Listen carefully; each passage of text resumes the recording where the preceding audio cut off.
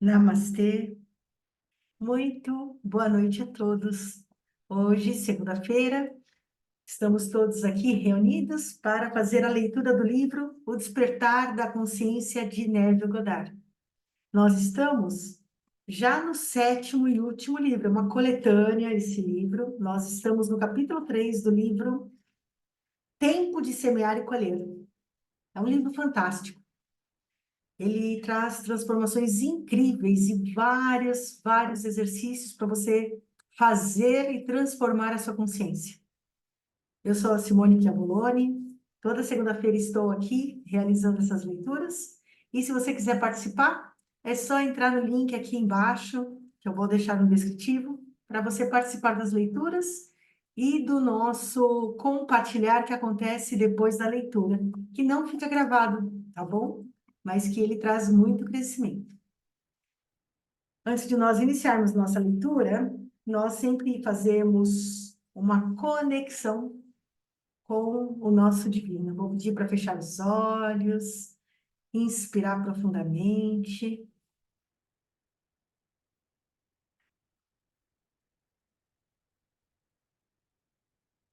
respirar de uma forma consciente.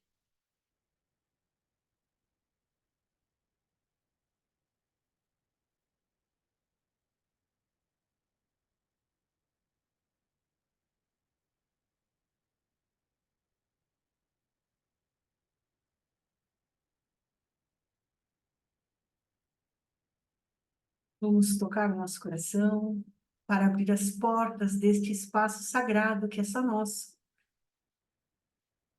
onde habita o nosso divino, nosso Deus, nosso Antaryami, ou o nome que assim você desejar chamar.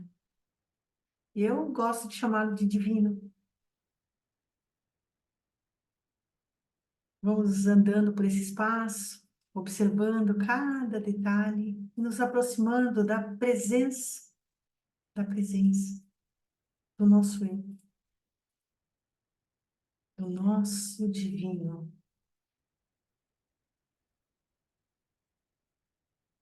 Eu te sinto, divino, eu te vejo, eu estou aqui. Eu peço que estejas comigo todos os instantes da minha vida.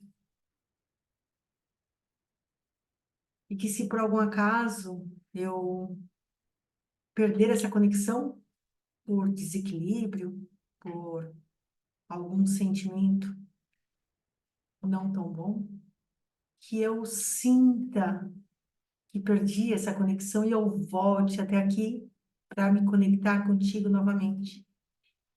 Porque quando eu estou contigo, eu sou muito mais sábio, tenho uma inteligência emocional muito grande.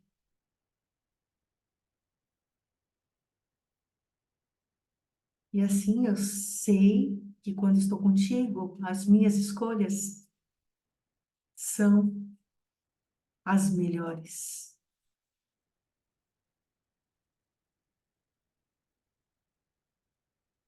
Vamos abrir um sorriso nos lábios. E então, abrir os nossos olhos bem lentamente. E junto ao nosso divino, nós vamos fazer a leitura de hoje, que é do capítulo 3 do livro Tempo de Semear e Colher. Hoje, o capítulo é o Dom da Fé. Página 635. E o Senhor aceitou com alegria a Abel e suas ofertas. Todavia, não se agradou de Caim e de suas oferendas. Gênesis 4, versículo 4 e 5. Se buscarmos nas Escrituras, poderemos nos tornar consciente de um significado muito maior e mais profundo na citação acima, do que aquilo que nos daria uma leitura literal. O Senhor não é diferente de sua própria consciência. Assim dirás ao filho de Israel: Eu sou, me enviou a vós. Está em Êxodo 3, versículo 14. Página 635. Eu sou é a autodefinição de Deus. Caim e Abel, como os netos do Senhor, podem ser apenas personificações de duas funções distintas da sua própria consciência. O autor do livro de Gênesis, na realidade, está buscando nos mostrar dois estados opostos da alma humana. E ele usou dois irmãos para representar esses estados. Os dois irmãos representam duas visões distintas sobre o mundo possuído por todos. Uma é a percepção limitada dos sentidos, e a outra é uma visão imaginativa do mundo.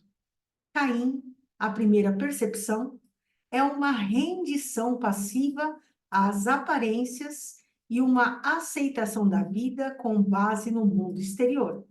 Uma perspectiva que, inevitavelmente, conduz a uma ânsia insaciável ou ao contentamento de uma desilusão.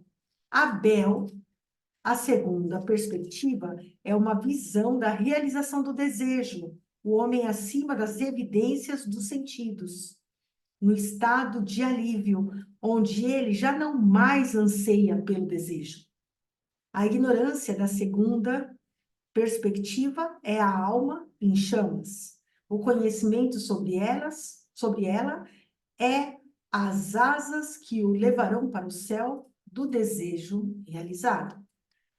Vinde, comei do meu pão e bebei do meu vinho que preparei. Abandonai a insensatez e vivei, andai pelo caminho do arrependimento. Está em Provérbios 9, versículos 5 e 6. Na Epístola aos Hebreus, o autor nos diz que a oferta de Abel foi a fé. Pela fé, Abel ofereceu a Deus um sacrifício melhor que o do Caim. Está em Hebreus 11, versículo 4. O autor ainda afirma: em verdade, sem fé, é impossível agradar a Deus. Está em Hebreus 11, versículo 6. Ora, a fé é a substância das coisas que se esperam, a prova das coisas que não se veem. E pela fé que entendemos que os mundos foram criados pela palavra de Deus, de modo que o visível não foi feito daquilo o que se vê. Está em Hebreus 11, versículo 1 e 3. Caim ofereceu as evidências dos sentidos, das quais a consciência, o Senhor, rejeita, porque a aceitação deste dom como um molde para o futuro significaria a estagnação e a perpetuação do estado presente, para sempre. O doente ficaria doente, os pobres seriam pobres, o ladrão seria um ladrão, o assassino sempre um assassino, e assim por diante, sem esperança de rendição. Rendição.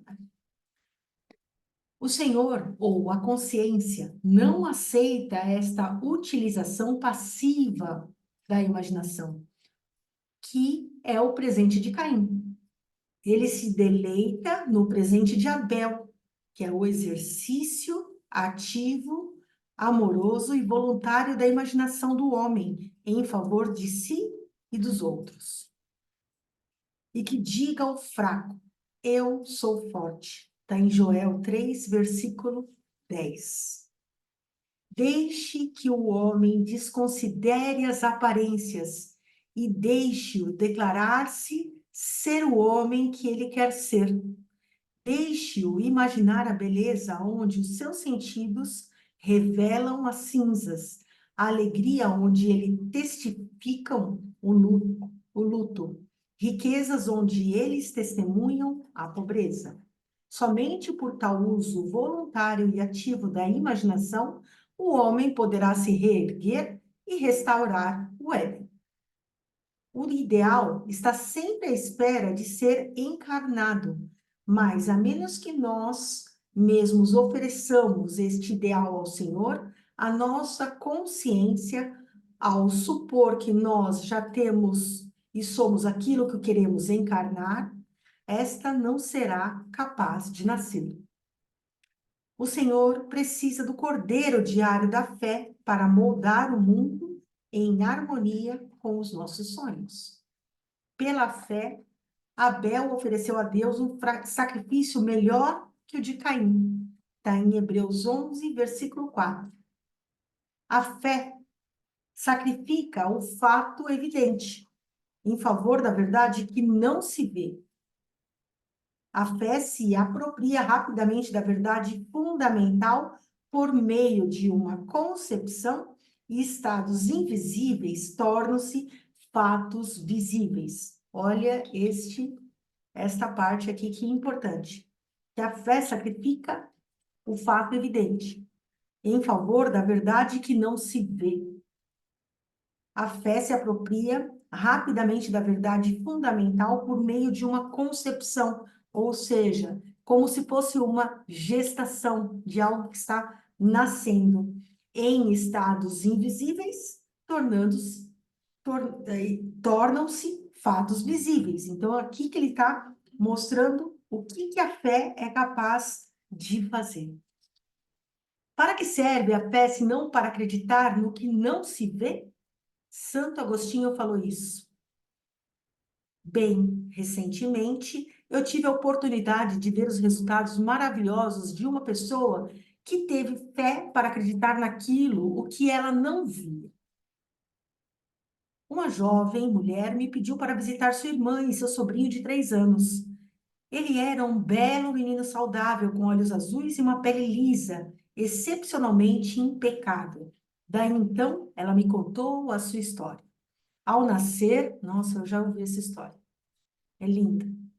Ao nascer, este menino era perfeito em todos os sentidos, exceto por uma grande e terrível marca de nascença que cobria um lado do seu rosto. Seu médico informou-lhes que não podia ser feito, nada poderia ser feito para remover esse tipo de cicatriz. Visita a vários especialistas apenas confirmaram o seu laudo. Ouvindo o veredito, a tia se empenhou na tarefa de provar sua fé, que uma concepção, mesmo que negada pelas evidências dos sentidos, se for persistida, se transmutará em um fato. Toda vez que ela pensava no bebê, o que era frequente, ela via na sua imaginação um bebê de 8 meses de idade com o rosto perfeito, sem qualquer traço de uma cicatriz. Não era fácil, mas ela sabia que, neste caso, o presente de Abel agradaria a Deus. Ela persistiu em sua fé. Ela acreditava no que não estava lá para ser visto. O resultado foi que ela visitou a irmã no dia em que a criança completou 8 meses e descobriu que ela estava com uma pele perfeita, sem máculas, sem os vestígios de que qualquer marca de nascença havia sido presente. Sorte, coincidência? Exclamou Caim. Não, Abel sabe que estes são nomes dados por aqueles que não têm fé às obras da fé. É exatamente isso. Caminhamos pela fé, não pela visão. Está em 2 Coríntios 5, versículo 7. Quando a razão e os fatos da vida se opõem à idade que você deseja realizar, e você aceitar as evidências dos seus sentidos e os ditames da razão como verdade, você apresenta ao Senhor sua consciência, a oferta de Caim, e é óbvio que tal oferta não irá agradar. A vida na Terra é um campo de treinamento para a construção da sua imagem. Se você usar apenas os moldes ditados pelos seus sentidos, não haverá nenhuma mudança em sua vida. Você está aqui para viver uma vida mais abundante. Então, você deve usar os moldes invisíveis da imaginação e alcançar resultados e realizações. O teste crucial do seu poder criador. Somente quando você assumir o sentido do desejo realizado e permanecer nele, você estará oferecendo o presente que agrada. Quando o presente de Abel for minha veste, então eu realizarei o meu desejo. O profeta Malaquias criticou os homens por roubarem a Deus. E eles replicaram: como é que roubamos a Deus? Nos dízimos e nas ofertas. Malaquias 3, versículo 8. Fatos baseados na razão e nas evidências dos sentidos que se opõem à ideia em busca de expressão, lhe roubam a crença na realidade do estado invisível. Mas a fé é a prova das coisas que não se veem, e através dela, Deus chama as coisas que não são como se já fossem. Está em Romanos 4, versículo 17. Chamar as coisas que não são vistas como se já fossem é assumir o sentimento do seu desejo realizado. Mas aqui, algo que a gente pode aí estar marcando e refletindo sobre isso. Chamar as coisas que não são vistas como se já fossem é assumir o sentimento do seu desejo realizado. Trazei, portanto, todos os dízimos ao depósito do templo, a fim de que haja alimento em minha casa. Provai-me nisto, diz o Senhor dos Exércitos, e comprovai com vossos próprios olhos, se não lhe abrirei as comportas do céu, e se não derramarei sobre vós tantas bênçãos que não tereis celeiros, ou bastante para guardá-las. Está em Malaquias 3, versículo 10. Esta é a história de um casal que vivia em Sacramento, Califórnia, que se recusavam a aceitar as evidências dos seus sentidos e eles recusavam a aceitar uma recente perda. A esposa tinha dado ao seu marido um relógio de pulso muito valioso. O presente dobrou de valor por causa do significado e do sentimento a ele atribuído. Eles tinham uma pequena rotina com o relógio. Todas as noites ele tirava o relógio e entregava a ela, e ela o guardava em uma caixa especial do criado mudo. Todas as manhãs, ela pegava o relógio e lhe entregava para que ele o colocasse. Uma certa manhã, o relógio não estava lá. Os dois lembravam-se que tinham realizado seus passos habituais na noite anterior. Portanto, o relógio não foi perdido ou extraviado, mas roubado. Apesar da situação, eles se decidiram a não aceitar o fato que o relógio realmente se foi. Eles disseram um ao outro: esta é uma oportunidade para praticar o que acreditamos. Eles decidiram que, em sua imaginação, eles iriam realizar o seu ritual de costume como se o relógio realmente estivesse lá. Na sua imaginação, todas as noites, o marido tirava o relógio e entregava à sua esposa, enquanto na sua imaginação ela o pegava e o guardava cuidadosamente. Todas as manhãs ela pegava o relógio da sua caixa e novamente entregava ao seu marido, que por sua vez o colocava no pulso. Isso eles fielmente fizeram por 2 semanas. Após essa vigília de 14 dias, um sujeito entrou na única joalheria que havia em Sacramento, onde o relógio foi reconhecido. Como esse relógio trouxe uma joia para ser avaliada, como esse sujeito trouxe uma joia para ser avaliada, o dono da loja reconheceu o relógio de pulso que ele usava. Sob o pretexto da necessidade de realizar um exame mais detalhado na joia, ele entrou em seu escritório no interior da loja e chamou a polícia. Depois que a polícia prendeu o homem, encontraram no apartamento dele mais de US$ 10.000 em joias roubadas.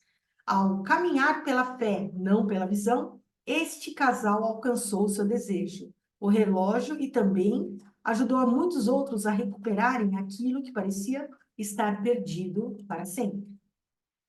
Se alguém avança confiantemente na direção do seu sonho e empenha-se em viver a vida que imaginou, esse alguém irá se confrontar com um sucesso inesperado nos dias que virão. Foi Thoreau que falou isso. E essa é a nossa leitura de hoje. Então, eu vou agradecer a todos que estão fazendo a leitura comigo hoje. Gratidão imensa. porque nós vamos para o nosso compartilhar. E o nosso compartilhar acontece pelo Zoom e ele não fica gravado.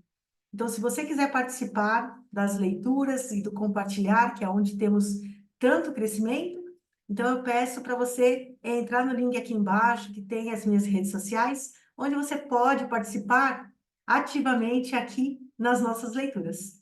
Gratidão imensa e até a próxima semana, quando vamos ler o capítulo 4 do livro Tempo de Semear e Colher. Gratidão.